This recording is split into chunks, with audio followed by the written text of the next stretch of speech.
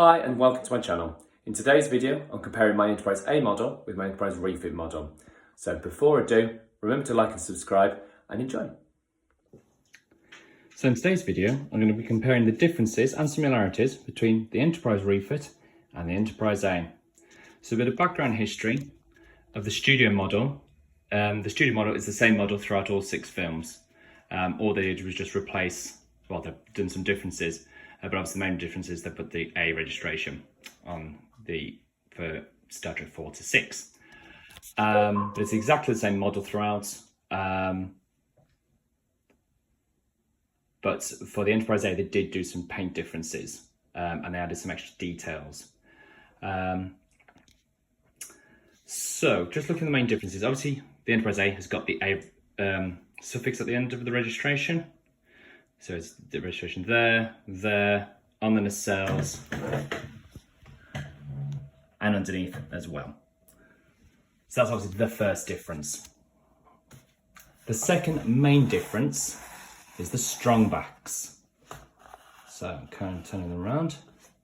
So as you can see on the Refit, they're green, like a turquoisey green. Whereas for the A, it's blue. Now, in the films, you can't really tell. Certainly on the Refit, it looks pretty much grey under studio lighting.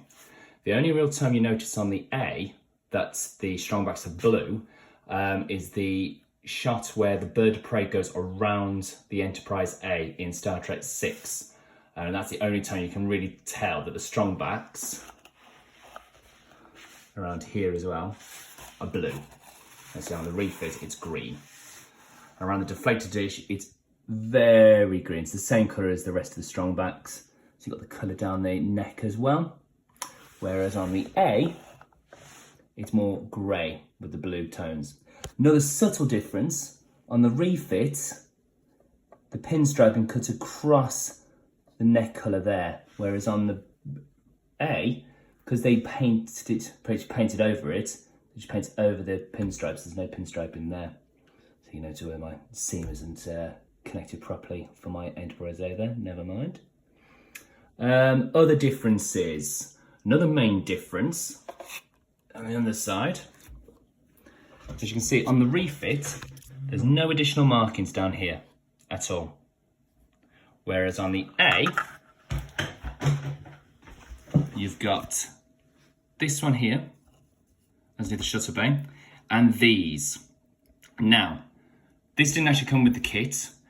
This is actually from my TOS Enterprise additional decal sheet that I bought. So that's probably meant to be white as well, rather than see-through, as you can see.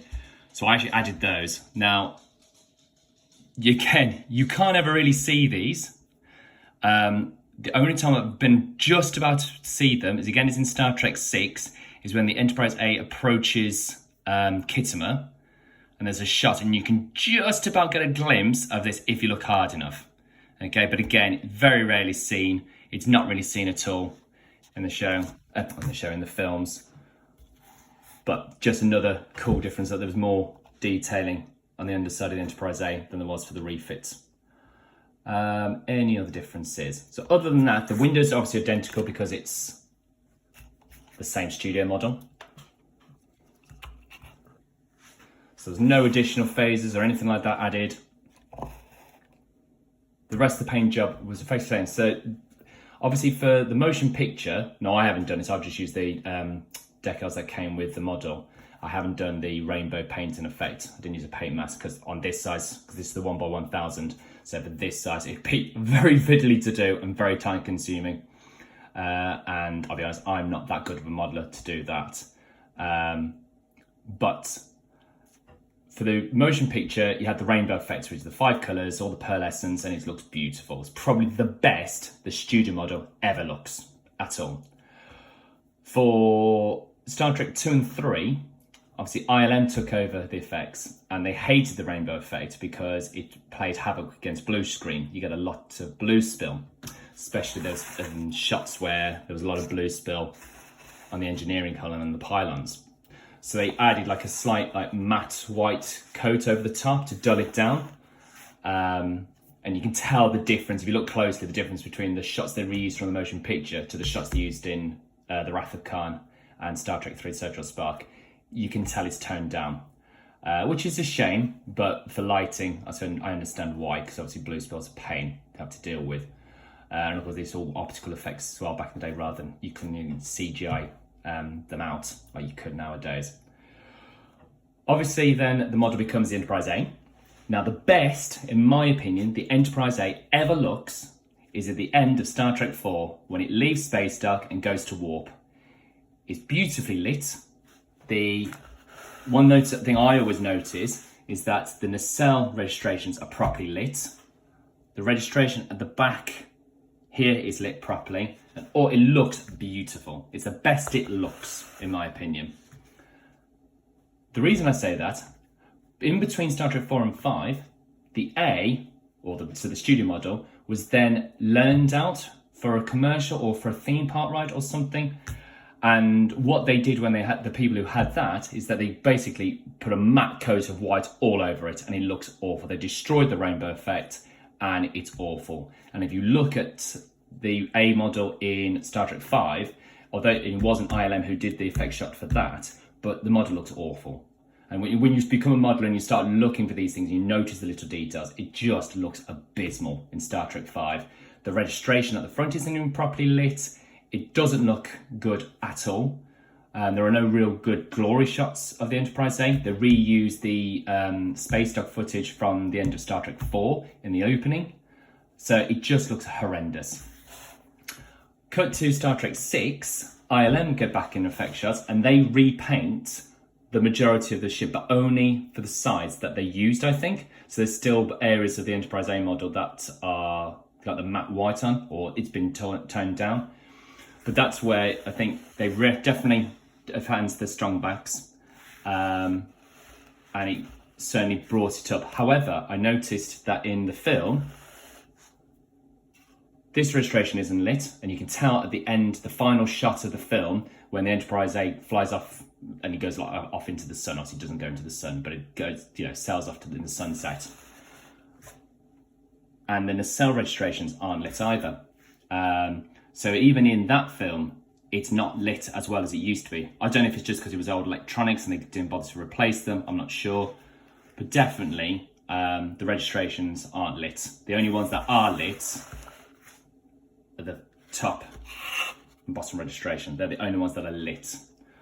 Another difference that I've spotted between the models is that at the bottom of the nacelle pylons, for the refit, these bits were not painted, as far as I can tell. I've looked at all the shots from the motion picture, they're not painted at all. On the Enterprise A, these are painted. These are slightly lighter colour than the strongbacks, but it's effectively the same colour, or similar colour anyway. So they've actually painted the bottom of the nacelle pylons for the Enterprise A. Other than that, there aren't really many differences. So I quite like the fact that they changed the strongbacks, because at least that gives the A its own identity. It wasn't literally just a carbon copy, even though it was the same studio model. It wasn't a carbon copy of the other two. There are some differences. And to me, because blue's my favourite colour, I think the Enterprise A is the better looking of the two. I mean, the Refit's beautiful. And if I was doing the 1x350 model, I would definitely do the rainbow effect Aztecing paneling for the hull, because it just makes it look beautiful. And there is some effect even now on the studio model as it is today. So the A would have it. It's canon, they would be there. And it would just look a lot better. These are just the standard grey decals. So you've got the slight different colours here, but it's nowhere near as beautiful as the real colours would be on the studio model. And that's it really, those are the main differences. I always wanted to make this video just to show the differences and just to highlight that there actually are differences between the Refit and the A. But again, it's just down to personal choice. I see I do on the A. My Refit's an older model, so I didn't paint. Let's see if I can focus in on it. Where are you? So I can't even see it on this. Yeah, so there's like panels here that I didn't paint. But if I compare it with my A, oh yeah, here you go. You can see I painted these panels in here, which I didn't do on the Refit. Oh, I can see better in this light now. There you go. So I didn't paint those on this one, whereas because this is my newer model, I did put those in. But yeah, that's it really. So as I say, I wanted to make a video showing the differences and comparing the two. But as always, I think most people agree that the Refit Studio model, which became the A, is probably one of the best sci-fi models ever invented. It's probably the best ship design in the whole of Star Trek, in my opinion. I mean, it's certainly the classic, the Constitution design that they keep going back to, and now we've got the new version in Strange New Worlds. How that it fits in people's head canon is paying up to people's own interpretation. But yes, beautiful models, beautiful design. So redone by Andrew Probert from the original Matt Jeffries design. And yeah, absolutely beautiful. And there you have it, the difference between the Refits and the Enterprise A.